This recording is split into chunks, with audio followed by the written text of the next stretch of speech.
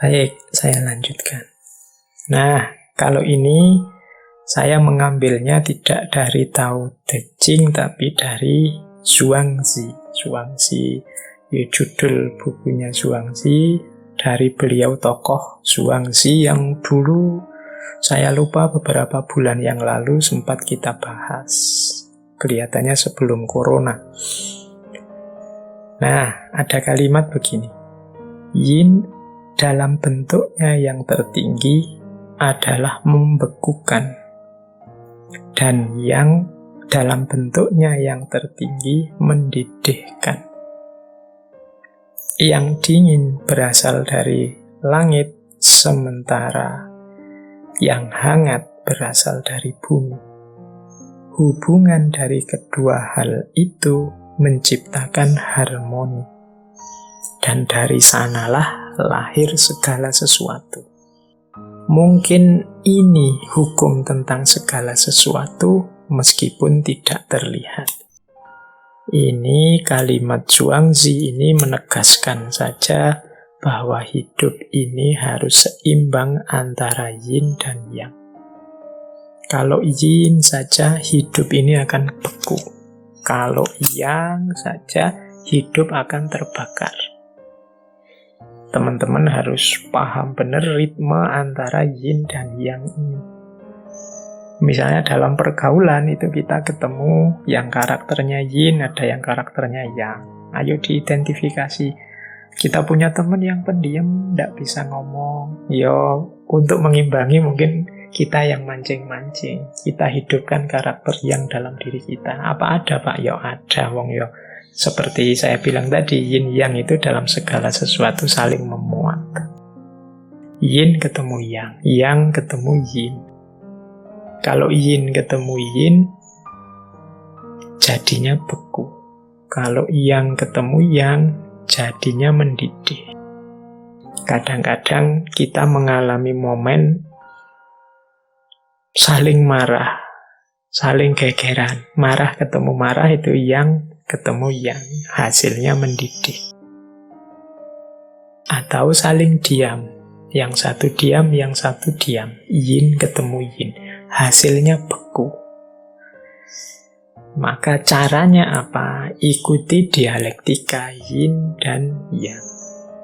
Jadi dialektika hukum alam. Nah, nanti kelanjutannya yin dan yang itu ketemulah namanya Wu Wei. Jadi Wu Wei itu kegiatan kita yang mengalir bersama alam. Kita ikuti ritme yin dan yang dialektika alam semesta. Jadi ya, dalam falsafah Tiongkok dikenal istilah Wu Wei, bukan yang 5 unsur tadi ya. Kalau Wu Wei itu secara harfiah artinya tidak memiliki kegiatan atau tidak berbuat apa-apa.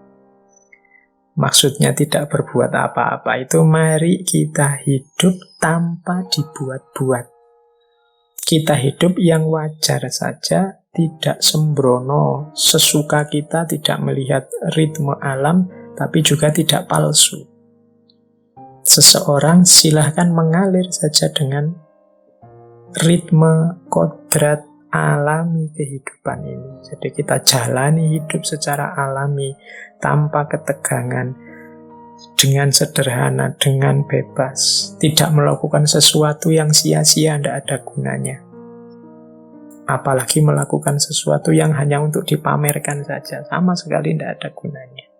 Nah, ini namanya Wu Wei.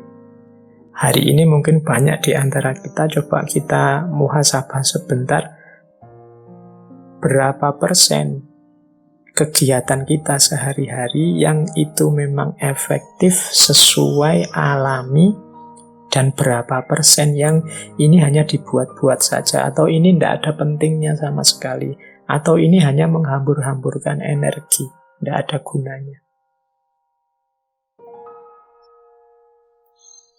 Nah, ini kelanjutannya yin yang. Itu berarti menyarankan kita untuk hidup selaras dengan ritme alam. Baik ritme yin maupun ritme yang. kita pahami perjalanannya, kita ikuti dengan cara hidup secara alami. Filsafatnya namanya Wu Wei. Maka nanti ada pandangan manifestasinya yin yang nanti dalam pola Wu Wei, hidup yang mengalir dengan alam, itu adalah hidup dengan beberapa prinsip. Jadi penerjemahannya yin yang dalam kehidupan kita sehari-hari itu ada beberapa prinsip hidup yang penting untuk kita ingat-ingat. Yang pertama adalah hidup secara seimbang atau balance. Seperti saya jelaskan tadi, yin saja akan membekukan, yang saja akan membakar. Kalau ada yang marah, harus ada yang sabar. Marah ketemu marah meledak. Kalau yang satu sudah sabar menunggu, ya yang satu gerak. Jadi biar dinamis. Kalau semuanya menunggu dalam kesabaran, tidak akan ada aktivitas. Jadi yang satu pasrah, yang satu nuntun. Kalau semuanya ingin nuntun, hasilnya tabrakan. Kalau semuanya nunggu dituntun, hasilnya tidak ada yang jalan. Maka hidup ini harus seimbang. Kalau yang satu sudah bersuara, yang satu tolong diam. Kalau semuanya bersuara, tidak jelas mana benar, mana salah. Atau semuanya diam, ya kebenaran akan hilang. Jadi jangan sampai beku, juga jangan sampai terbakar, meledak. Hiduplah secara seimbang. Ini manifestasi yang pertama dari yin yang. Yang kedua, keadilan. Jadi yin yang ini memberi porsi hidup secara adil. Hidup secara alami itu kan adil. Adil terhadap diri kita sendiri, adil terhadap orang lain dengan haknya, kita dengan hak kita, alam juga dengan haknya. Ini hidup secara adil. Ya kalau orang jatahnya 10, ya silahkan mengambil 10, kita beri 10, itu adil. Ini yang hidup secara alami. Kalau makanan itu muatnya di perut kita 1 piring, ya kita makan 1 piring saja, itu adil. Adik kita yang masih sekolah SD ya sangunya 5.000 misalnya, tapi yang sudah kuliah sangunya 50.000, itu adil. Sesuai porsi dan proporsinya yang alami. Yang baik dipuji, yang jelek dicaci, enggak ya, yang jelek diingatkan, ditegur. Ini berarti adil. Jadi kita akui memang hidup ini ada hitam, ada putih, dan saling berdialektika, tapi juga kita porsikan segalanya sesuai porsinya. Yang ketiga, hidup secara sederhana atau simplicity. Seperti tadi ya, tidak ada energi yang terbuang sia-sia, tidak ada kesembronoan, tidak ada kesia-siaan. Paradigmanya pas saja. Sederhana bukan berarti kekurangan, tapi pas. Jadi pas itu ya, butuhnya tidur 5 jam, ya tidur 5 jam pas. Butuhnya kerja sehari itu mungkin 6 jam, istirahatnya sekian jam dalam sehari, ya dipenuhi saja secara pas. Tidak berlebihan, tidak kekurangan. Ini manifestasinya yin yang dalam hidup. Nah, yang keempat, keluasan. Jadi, kesadaran kita terhadap pola hidup, ada yang yin, ada yang yang. Jadi, ada yang, ada yin, itu membuat kita luas, tidak kaku. Tadi kan dijelaskan yin dan yang itu saling mengandung. Saling mengandung itu maksudnya dalam yin ada sedikit kandungan yang, dalam yang ada sedikit kandungan yin, maka luweslah. Yang feminin kita, saya ini kan laki-laki, karakternya maskulin, tapi dalam diriku pasti ada titik-titik femininitas. Sebagaimana pada saudari-saudari yang perempuan pasti juga ada muatan-muatan maskulinitas. Dalam gelap ada sedikit cahaya. Dalam cahaya kadang-kadang ada titik-titik kegelapan. Nah, ini karakternya. Makanya di gambarnya yin yang itu kan gambar bulatan putih, setengah bulatan hitam, setengah. Di tengah-tengah bulatan putih ada titik hitam, di tengah-tengah bulatan hitam ada titik putih.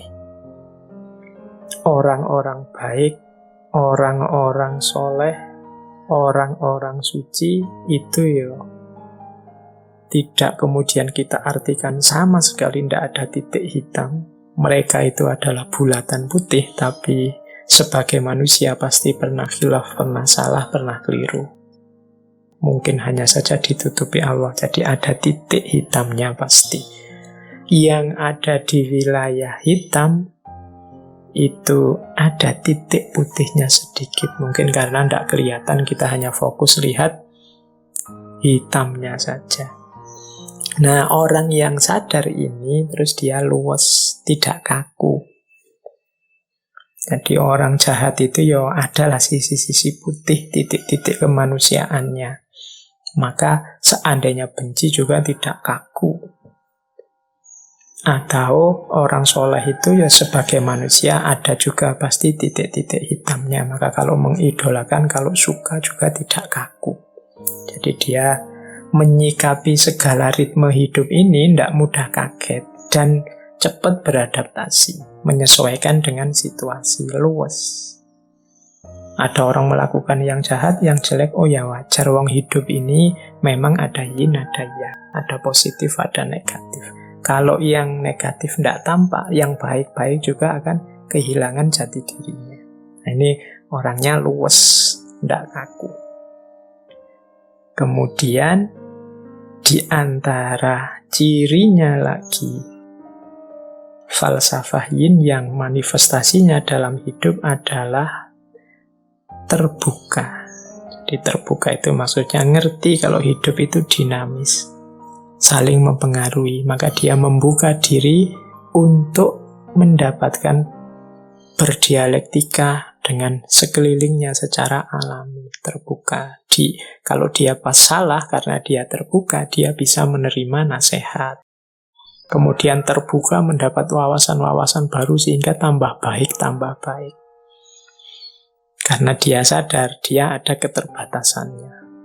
Meskipun aku ada di wilayah putih, aku punya titik hitam juga, yang entah aku sadari, entah tidak. Kalau aku terbuka, maka semakin meningkat, mungkin titik-titik hitamnya semakin berkurang. Dapat masukan-masukan baru. Kalau aku tertutup, ya selesai. Yang hitamnya tetap hitam. Apalagi yang ada di wilayah hitam. Maka orang yang sadar hukum yin dan yang, itu biasanya malah luwes dan terbuka. Dan yang terakhir, gembira. Jadi gembira itu berarti mampu menikmati hidup ini. Jadi ada apapun yang terjadi, baik sehubungan dengan dirinya maupun sehubungan dengan alam, dia tidak terpengaruh, dia tidak mengeluh, dia tidak komplain, protes, tapi pertama-tama dia bisa menikmati, bergembira, karena sadar, ya itulah alam. Karena kemarin kita rusak sehingga tidak seimbang, akhirnya kita nikmatilah sekarang mungkin beberapa kesulitan hidup. Ya wis resiko nih, mau gimana lagi. Jadi dia bisa menerima ya. Meskipun ya berlanjut dengan tadi, menyikapinya dengan adil, dengan luwes, dengan terbuka, dengan sederhana. Tapi hidupnya orang yang mengerti ritme alam yang yin dan yang ini, kecenderungannya dia gembira. Orang gembira itu ya mudahnya orang yang mau bersyukur, terhadap hidupnya. Tidak seperti sindiran Al-Quran pada kita, kan Al-Quran menyindir kita manusia itu khuliqa halu'a, diciptakan selalu berkeluh kesah. Apapun yang dialami, dia selalu berkeluh kesah. Nah, cara mengatasinya apa? Ya, Al-Quran kan mengingatkan kita punya karakter itu. Mari kita pahami ritme alam, kita pahami mode-mode hukum alam, termasuk yin dan yang ini, sehingga kita hidupnya tidak mudah galau. Apapun yang kita alami. Misalnya, wah nilaiku kok jatuh ya semester ini, ya wajar sih semester ini aku males belajar, ya mesti saja. Terus nilainya jatuh. Ada ritmenya, ada hukumnya, sehingga kita tidak mudah kaget. Oke, jadi ini berarti apa? Cara kita menerjemahkan yin yang dalam hidup itu antara lain dengan cara hidup yang seimbang. Hidup secara adil, sederhana, luwes, terbuka, dan gembira.